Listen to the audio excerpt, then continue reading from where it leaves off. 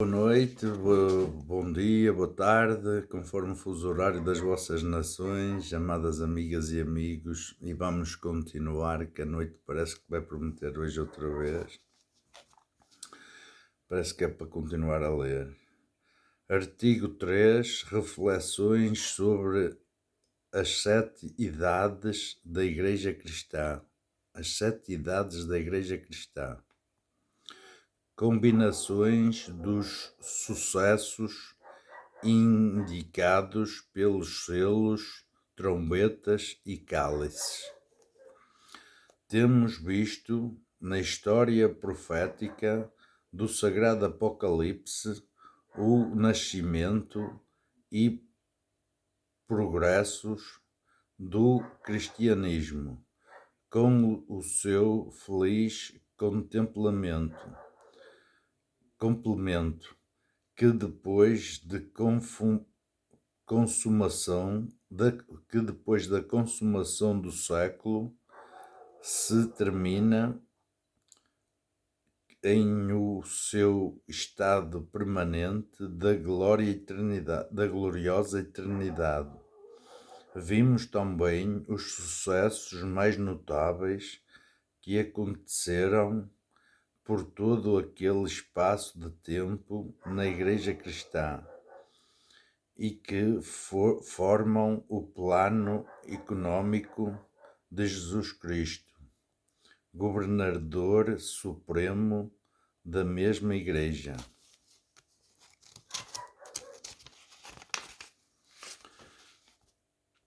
Segue na justa administração que pratica a seu respeito, plano verdadeiramente grande e admirável.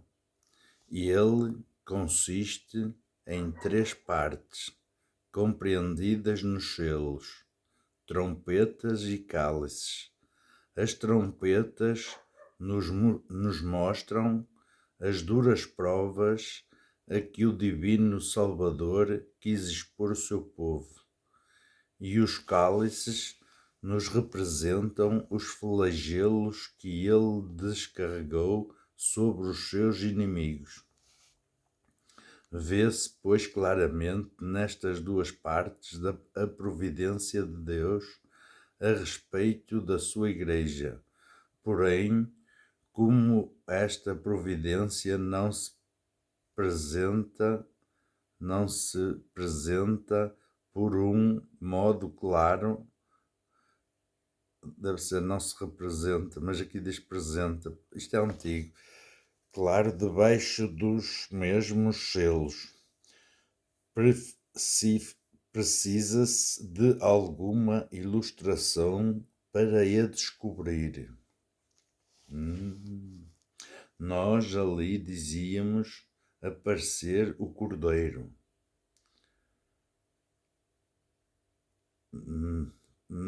Na língua 2 quer dizer, a nós parecia-nos ser o Cordeiro, a quem foi dado todo o poder, com o qual se manifesta a sua soberania e o princípio do seu reino.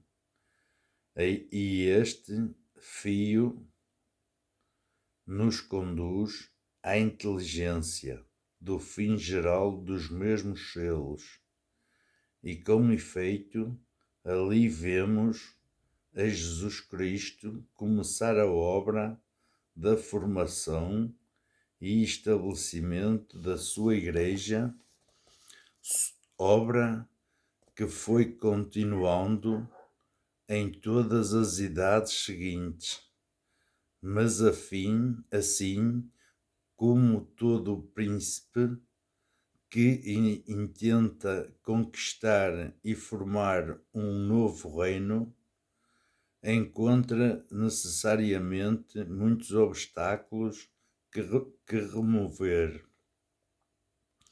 e não menos inimigos que expugnar. Assim também vemos um grande número de adversários que se opõem a Jesus Cristo, príncipe e monarca do Império Cristão. impugnando o seu estabelecimento. Assim, pois, na abertura do primeiro selo, parte Jesus Cristo para começar as suas conquistas, a fim de afirmar o seu reino sobre a terra. O segundo selo nos mostra a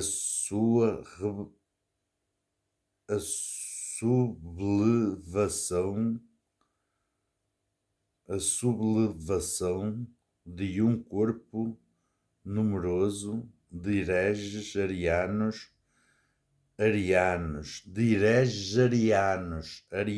quem são os arianos?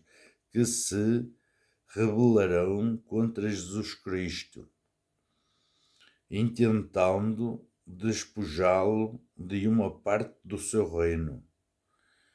O terceiro selo nos apresenta o terrível espetáculo do saque de Roma e ruína de seu império, terrível sucesso que foi um verdadeiro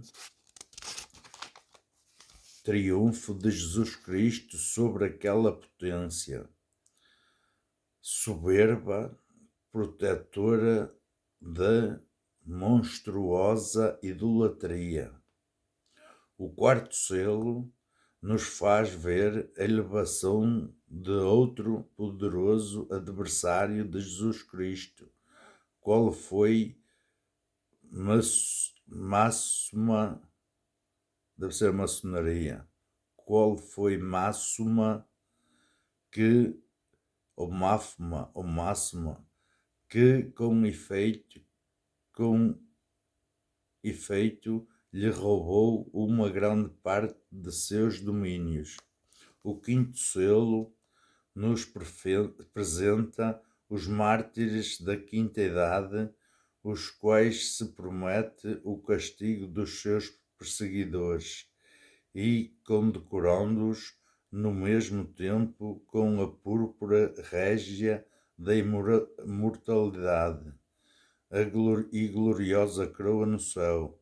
Se conhece a fidelidade suma com que Jesus Cristo recompensa os seus virtuosos servos e valerosos soldados.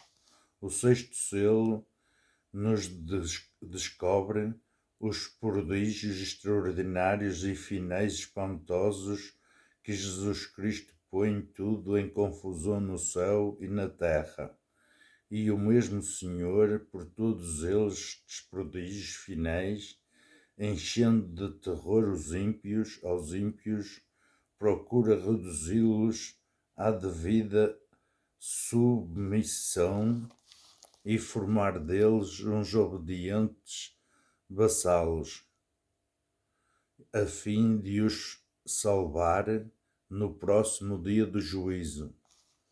Finalmente, o sétimo selo nos abre a cena com que o Divino Salvador termina a sua grande obra, tomando posse de toda a terra e destruindo toda a outra alheia potência, e consequentemente é conhecido por único Senhor universal, o Supremo Imperador do mundo, de que recebe logo os aplausos e aclamações devidas, dizendo a uma voz todos os coros celestes,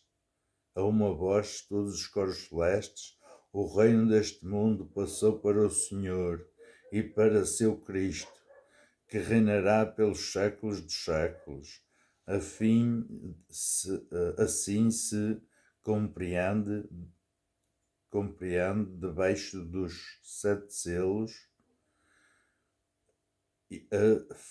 a série das operações de Jesus Cristo para a reformação e estabelecimento do reino que lhe fora prometido sobre a terra, como também lemos no capítulo 7 do profeta Daniel.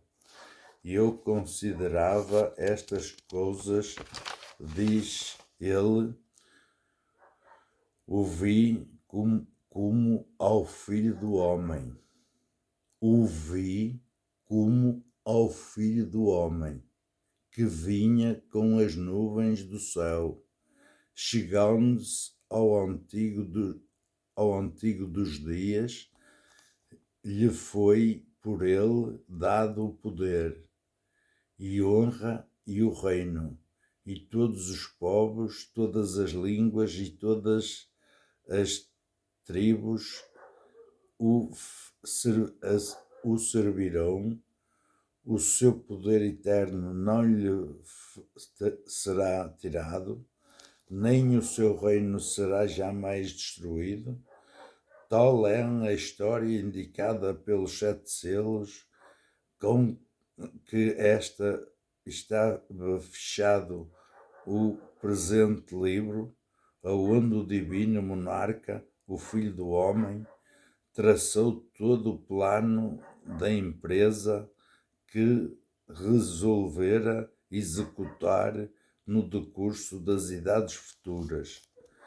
Importa agora notar que as profecias encerradas nos 7 selos nos são comunicadas em estilo natural da história, e as que são indicadas pelos cálices e trompetas,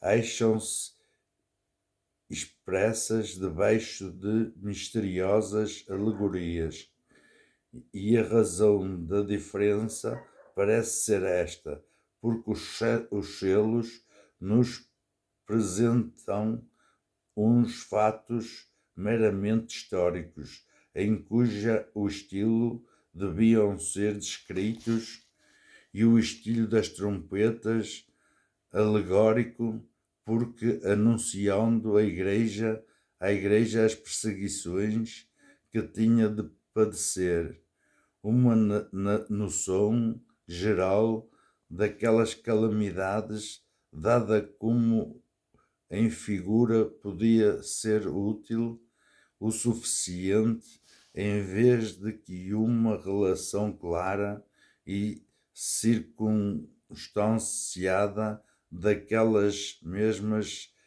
calamidades naturalmente causaria espanto e faria impressão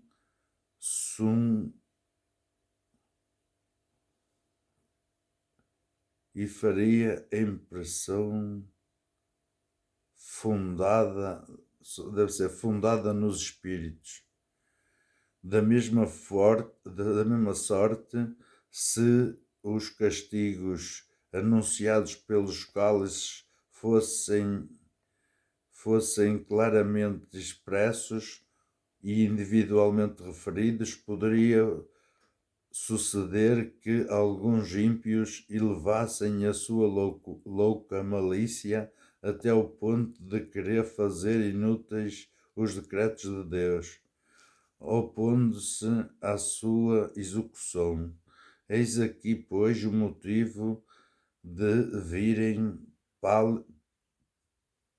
paliados aqueles flagelos com o véu da alegoria, cujo sentido fica sempre mais ou menos incerto.